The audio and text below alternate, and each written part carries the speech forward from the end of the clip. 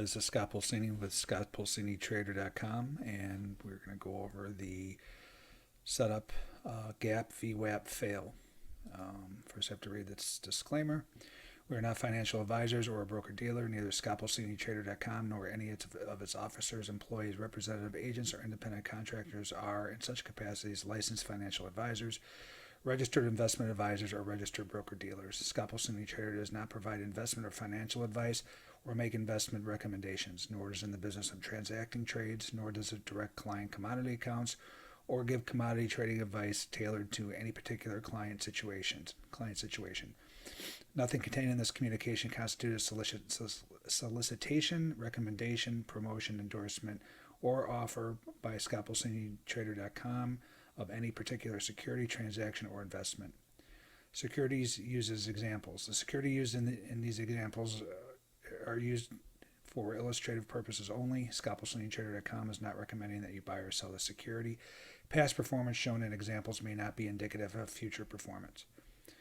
Return on investment examples. The security used in this example is the securities used in these examples are for illustrative purposes only. The calculation used to determine the return on investment ROI does not include the number of trades, commissions, or any other factors used to determine ROI. The ROI calculation measures the profitability of investment, and as such, there are alternative methods to calculate and express it. All information provided are for educational purposes only and does not imply, express, or guarantee future returns. Past performance shown in examples may not be indicative of future performance. Investing risk. Trading securities can involve high risk and the loss of any funds invested. Investment information provided may not be appropriate for all investors and is provided without respect to the individual investor, financial sophistication, financial situation, investing time horizon, or risk tolerance. This material may not be reproduced or distributed in whole or in part without prior written permission of scottpulsinitrader.com. Any other reproduction or distribution in whatever form and by whatever media is expressly prohibited without the prior written consent of scottpulsinitrader.com. So this setup, the gap VWAP fail. This trade focuses on stocks that gap up or down at the open and fail to hold the VWAP in the direction of the gap once moving to the other side. If stocks are truly strong or weak in the direction of the gap, they should not be able to stay on the other side of VWAP for long. Once stocks get to the opposite gap side of VWAP, there typically is a cover enough position as many traders lean on VWAP for their stop level. Price has to stay on the opposite side of VWAP for at least 15 minutes to take this trade and must have heavy resting liquidity come in near VWAP to lean on with a stop just below the liquidity level. I usually give this trade at least 2 attempts, and if I get stopped out on the first attempt and the market moves swiftly back against the opposite side of VWAP again. So I'll show you some examples here. So the whole idea of this trade is that, again, if a market gaps in a direction on the open, then it should never be getting above or below VWAP in the opposite direction of the gap if the gap is legitimate, right? Especially with these big funds and these other players playing the VWAP, waiting for it to return. If the gap is legitimate, they should never be able to get above or below and hold the VWAP. So that's the whole philosophy with this trade. So when you use the bar charts to gauge that, and then you use the liquidity from a book map to confirm your areas and lean on those areas for excellent risk reward. So our first example is MCK. This was on 10/21/19. MCK gap $2 lower on pre-market negative news and moved another $4 lower at the market open. I saw a 15-minute hold above VWAP, which is opposite of the gap down, and I moved back to VWAP from where there was the heavy resting bid liquidity at 146.30. I bought once I saw buyers coming at 146.59 and risked the trade down to 146.20. Market moved swiftly to the high volume node of the balance area it broke down from, where MCK failed at the first heavy liquidity, where buyers failed to push through and exited the remaining position on the second attempt at the high, where heavy buying stalled and heavy offer liquidity came in at 152.60 to 80. This trade was risking 39 cents to make $6. So this was the trade. So you can see here, this is the 30-minute bar chart, but this was the area, the balance area that it broke down from. Gap down. Here's the gap, and then so the market sold off hard in the beginning of the morning, and then around 10 o'clock, this is Mountain Standard Time, it got above VWAP and held above VWAP. So this is a 2-minute chart. This is a 5-minute chart. I just have the annotation here that it is holding above VWAP for 15 minutes. And then what it looked like on BookMap is it moved above, and then when it came back down, this was the hold above, and then it came back over here where the resting liquidity started to add on right at VWAP, which is right here. So when I saw that resting liquidity, and I don't have this on this chart, but when the buying initiated because of this liquidity, that's where I got in. So I got in, right around here, risking. I got it right around 146. I think it was 146.50ish, and then I was risking down to 146.25. So again, if it can't hold above this liquidity and VWAP, which were confluent, then I'm out of the trade. If it would have broken through, got back above, I would have tried it one more time, because many times you'll see a flush through VWAP, because these algorithms or these funds know that a lot of traders lean on VWAP, and they know they can run the stops, and then it turns around and goes. So I'll give it 2 different attempts, for the trade. So this was this is what happened after I entered. So this was the VWAP trade here. Obviously, this is condensed now because of just to show this ridiculous move, but when it the move happened here. So I was in over here and kind of just balanced for a little bit, and then again, this is a 2-minute chart, so it balanced here above VWAP, which again is another good sign, and it just kept bouncing off the liquidity, and then it just rips. This particular instance was news driven, but it doesn't matter. I was in the trade, and I got lucky with this quick of a move, but a lot of these moves will end up going $5, $6, $7, especially depending on what the average true range is for the stock. So you can look that up on your own. But again, I'm playing more off the liquidity levels, and I was looking for, if I was right on this trade, I was looking for a stall in the high volume node of this balance area. So the high volume node again is where most of the trade transacted, which is right around here, basically the middle of this. It came up, tried to rip through, put in a selling tail, and then when it came back up here, I was out. So I'll show you again. This doesn't show the whole story. You need the book map to see where you need to exit, which I'll show you here. So this is the area I got long down here. It just blew through all of this liquidity immediately. I knew I was sitting pretty at this point, and then just ripped. Sellers try to engage here, no dice. I mean, it's great that they're trying to sell, but unless the market starts to pull back, you have no worries. You just hold on until you can see an actual pullback. So, the buyers, so basically these guys that try to sell, you can tell they just turn around and puked it out, and then ripped through here, kind of stalled here. And when I saw it get up to this liquidity that had been resting for a long time, which was obviously a lot heavier than this one, I saw the buyers engage. Again, I would have held it even higher if it could have got above, but then the sellers came in, so I exited half the position. I just wanted to see what it did, when it returned down to this area, and lo and behold, it returns down right to the area the guys tried to sell initially. So whoever's still remaining that held their breath, they got lucky. It came back. They got out of their position, and then it moved back up here. So once it moved back to this area, I was originally focusing on this area, but now I see this huge buying, which is equivalent to some of these buyers, and then just not even a budge in this liquidity, and it actually refreshed. And so the minute I gave it a shot. If it could have gotten through here, I would have definitely held it and put my stop here, but they tried to buy it here. The sellers came in. I was out. So again, I was risking. I risked 39 cents at the time to make $6 on this trade. So the next example is AXSM. This happened on 12/16/19. The bigger picture relative Our fundamental news was AXAM gapped higher on positive phase 3 depression results. Saw close to a 15-minute hold above VWAP and shorted when I saw heavy offer lick come in at 80.20 and $80. Sold when it bounced off of liquidity, and liquidity actually increased, and I saw aggressive selling start to come in.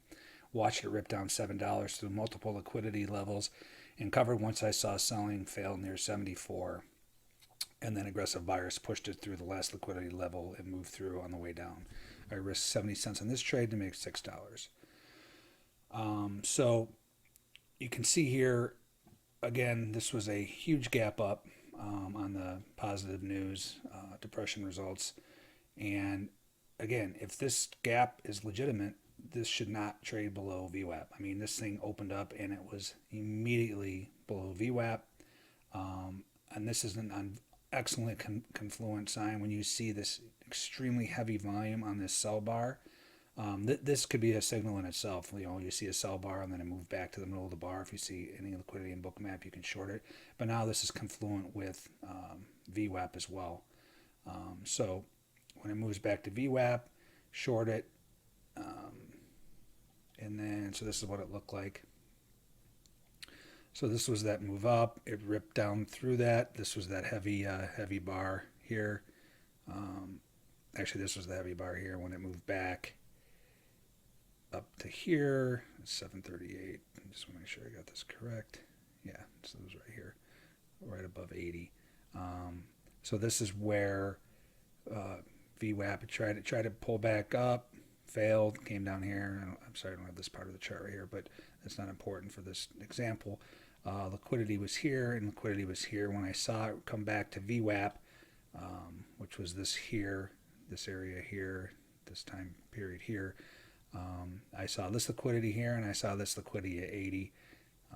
So this was just above, this was right at VWAP and this is right below. So again, a lot of times it's not going to get exactly to VWAP. I mean, where the liquidity is, but if you see liquidity at VWAP and then you see more liquidity come in, now you have two different layers of liquidity that you can lean on. So again, you could aggressively get short here, but I like to see these buyers fail because a lot of times this thing will just go buy right through all this, right? So I want to see them try to buy it. I want to see this liquidity refresh. And then when I see the sellers, now I'm in, right? So I got in right around 79.60. I'm risking up to about 80.30-ish, right here above. Again, if it blows through both these liquidity levels, I don't want any part of this trade, right? I'm wrong. And you get out, you lose your 60 cents, and you move on to your next opportunity. So on this one, it actually sold off and then just absolutely ripped down. So this was where I got short, ripped down. This was right around 80. Where did I get shorted? Yeah, 79.60. Moves all the way down to right around 74. And where it bounced was confluent with the DVA low. I'll pay attention to that, but again, I'm not getting out just because there's a line here. I'm getting out because if I see problems with liquidity and sellers struggling to get through liquidity, which I did, right? So these were the moves. This was the move straight down from 79.60 where I shorted. That's up here, and you can just see it blow right through all of this liquidity. There is no reason to even consider getting out of this trade until you can see some buyers fighting back, right? I mean, through this liquidity, this liquidity, this liquidity. Heavy liquidity just right through it. I mean, you see a little blips of buying, but it means nothing because it's not responding. And you get a couple buyers here, but again, I want to see. I'm not worried. I just caught a huge move in this trade. If I see it start to trade above this, right? Like if it would have come here and moved back above, then I would have got out. I would have made $3 on the trade, right? But I gave it a little room, and then I saw it come down to the low right around 73. Buyers came back, and now the next time the sellers come back in, and now here comes all this bid liquidity back, right? So now I'm paying attention. Again, I'm still in it because I got a portion, but the second half I'm still in because I want to see it get above. If it can get above these areas, and again, you want to pay attention to these prior liquidity areas and what it does when it comes back, right? So here's a perfect example. Buyers engaged as it came back to this area. Liquidity was put back in. They hammered it, rejected, right? So I think I'm okay, and now I'm expecting a move down to this liquidity. That did not happen, but it's just showing you that there's something amiss, and you got to be ready to cover this trade, right? So it comes down. Sellers try to engage, nothing. Try to engage again, nothing. Buyers come in again. Sellers try to engage again. Well, not one of these three times could it even get down to this liquidity, which I would have probably been out if it struggled at all.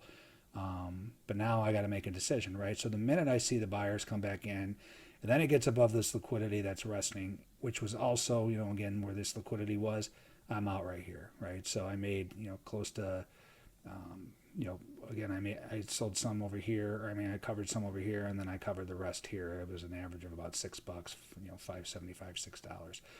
But the point of this is to, you don't want to just get out because you have a profit. You want to wait and see these buyers winning, and they, lo and behold, the sellers can't push it, and then here come the buyers. You're out. Huge trade, risking 60 cents, and you made I made almost $6, which is that's how you make money trading. So my next example is Microsoft. This was from 1/30/2020. Microsoft gap higher to an all-time high near 176 in pre-market trade, beating EPS estimates by 13% and revenue by 3%. Microsoft sold off on the open on over 7 times relative volume, retesting VWAP twice into the high relative volume conviction bar, holding below VWAP for close to 20 minutes before the second attempt. Ran into heavy refreshed liquidity, and an aggressive seller immediately came in. Market pushed through 172.50 and then tried to push through 172 where liquidity was taken out, but sellers couldn't sustain. Buying came in around 172.20 where a cover was warranted, risking 40 cents to make $1.10.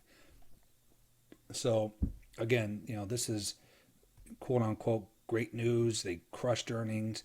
The average trader is pummeled on this trade, right? The market opens, they're like, oh, I want to buy this, and it just rips through, right? So it rips straight down on this move all from here from 174 down to 172 is an extremely heavy volume. It was 7.6 times volume.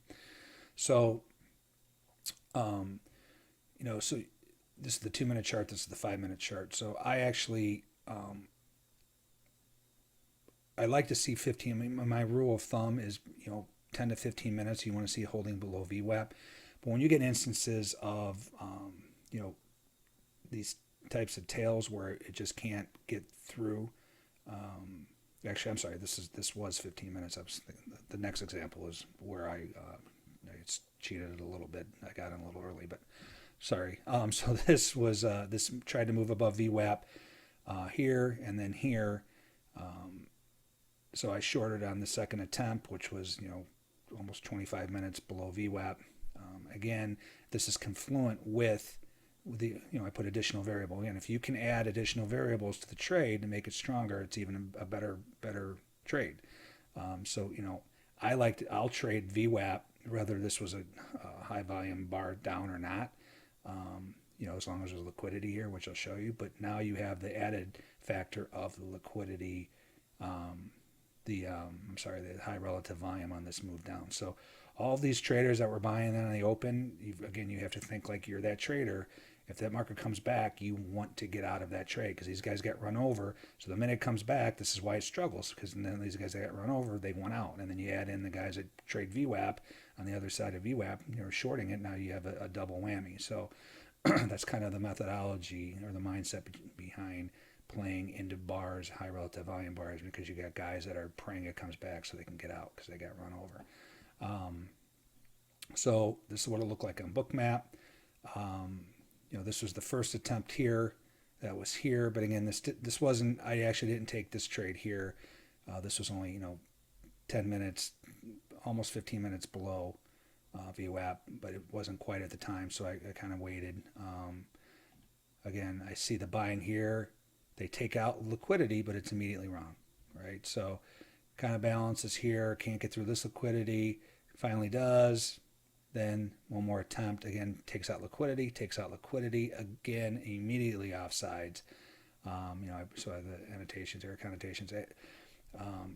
A second attempt to try to break through VWAP met with heavy liquidity and the heavy buying that was immediately rejected. Entry and first aggressive selling. So the second I saw this, again, I was waiting to see. I was expecting it to blow through. This was positive news for the stock, and you know, why can't it get above this area? And if it would have blown through, then I just would have watched. But again, it didn't. This is a great trade. I sell here. Again, you have the confluence of this bar, this heavy volume, with the VWAP, with the liquidity here.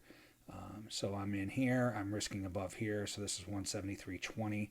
I was risking about 173.60-ish. Again, which is above here. If this market comes up and blows through here, then I want no part of the trade. So sellers engage. Gets down through this liquidity level. Looks like buyers might, and I actually got out of a piece here just because it kind of, the buyers kind of stepped up right here. I got juked a little bit, and this is going to happen sometimes, and that's why you get out of pieces of your trade. You don't have to get out your whole trade here. Again, you have a nice profit, give it a chance, right? So I got a little bit here, and then sellers came in again. Now this was a different story, right? So the aggressive sellers took out this liquidity level, but you can see the selling kind of dry up here. The liquidity level's gone, and there's no push through, right? So then the buyers re-engage here. I got out, when I saw this, I was out of the whole trade. So I was, again, risking what was it, 30 cents, 35 cents-ish to make. I got it at 172.20, so we're talking, a little over $1. So again, great risk reward. You're talking about four times your risk, and that's what makes trading. And you can use these levels to have a great risk reward. So for people that like to trade the balance areas, it did come back to the bottom of this balance area where it broke down from, which was this same thing where it broke down from when it retraced to here. There's nothing to do here, but then when you see the sellers come back in, now you see liquidity come back in and the sellers re-engage. You could technically have gotten back in. I did not. But again, this just shows you ways that you can re-enter the trade. Just because you get out here, it doesn't mean you can't get back in if you see something that shows that the sellers are back in control, right? So if you see this liquidity, see this, you can get back in, 172.60, 172.50, and risk up to 172.75 again, or even up to here. If you're convinced. So I did not do that, but I'm just showing you how there's ways to, get back in for a portion to see what happens. And lo and behold, it comes down. This time it does break down through this liquidity level. I don't have the rest of the chart, but it went down maybe another 30, 40 cents and then hit liquidity and then actually rallied the rest of the day. But again, this was a great, the whole setup was the gap, gapped up, should not be below VWAP, failed at VWAP twice, caught the nice move. It actually traded down to here, and then it was up the rest of the day. But this was a great 4-to-1 risk-reward trade. Next example is Apple, 129.20. Apple gapped higher after crushing its earnings per share numbers and raised guidance 5%. Apple tried to rally on the open and put a large selling tail on 7.6 times relative volume on the 5-minute chart, closing below VWAP. Two subsequent tries to rally above VWAP failed in additional selling tails and failure at large resting liquidity on the attempt at 8:42 a.m. Central. Aggressive sellers then engaged and pushed Apple lower to the first major liquidity at 323, were rejected at its first attempt. Moved back for one more attempt to push through VWAP, this time with weakened buyers that couldn't even push to the resting liquidity at 325, and sellers engaged again. Apple moved through 323 on next attempt and couldn't hold above, and moved to the next heavy resting liquidity at 322, where it couldn't hold below, and buyers stepped up above, coupled with the refreshing of the bid liquidity, which signaled an exit and was the low of the day. So this was the example I was trying to show you last time on the last example where I said I kind of jumped the gun as far as, again, the parameters are you want to be waiting a minimum of 15 minutes below VWAP. In this, I got in here. And the reason being is if you start seeing these huge tails like this, especially on this huge volume where it can't hold VWAP, on this one, when you see the liquidity and bookmap, you'll see what I'm talking about. But this wasn't quite 15 minutes, but I got in just because. And I mean, it did come back again close to it, but I was in on these just because the selling tails, buying tails are very, very powerful. That means just immediate rejection, which means traders are caught offside, especially when you see 7.6 relative volume. So again, it tried to rally, on the quote unquote positive news, which it was. But again, it doesn't matter what the news is. It matters how the market's reacting. That's how you make money.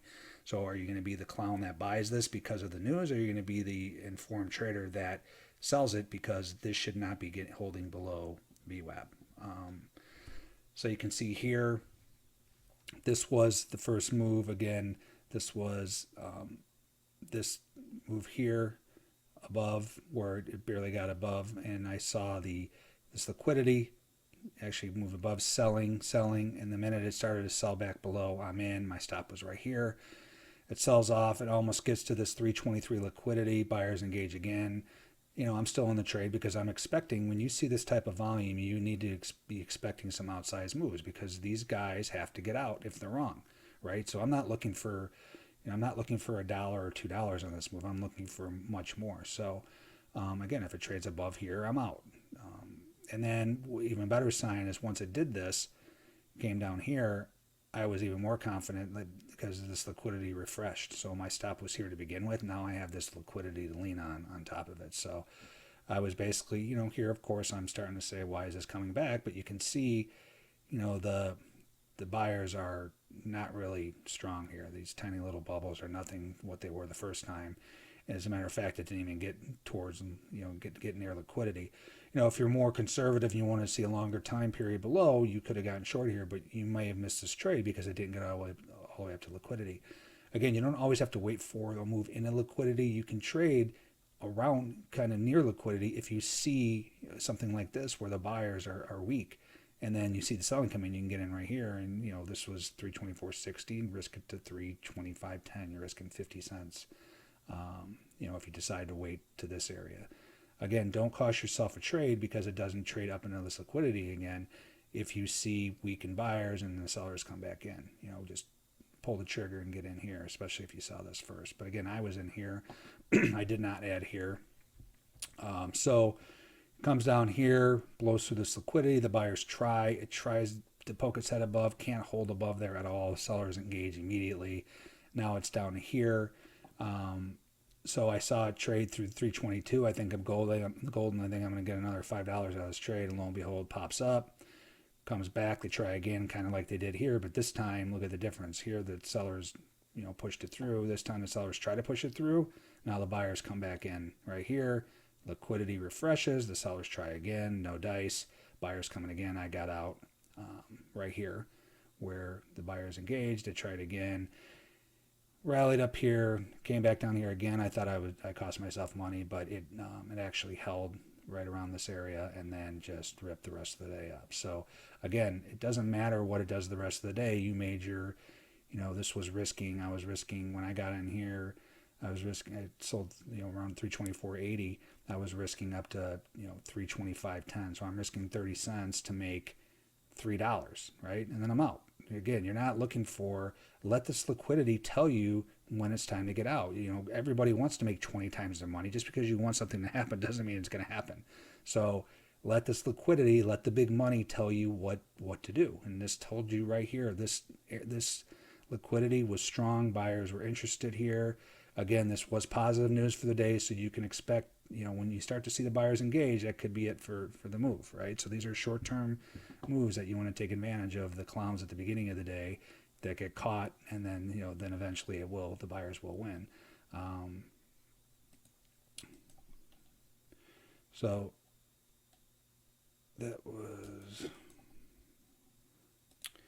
that's actually the last slide I have for this setup. Hopefully it was pretty self-explanatory. This is one of my favorite setups. So it's very high risk reward. The risk reward is incredible. And you see this all the time, especially stocks in the news. You always want to be playing stocks in play, stocks in the news, where the algorithms are not participating that day, and you get these clean areas where you can judge, what's going on.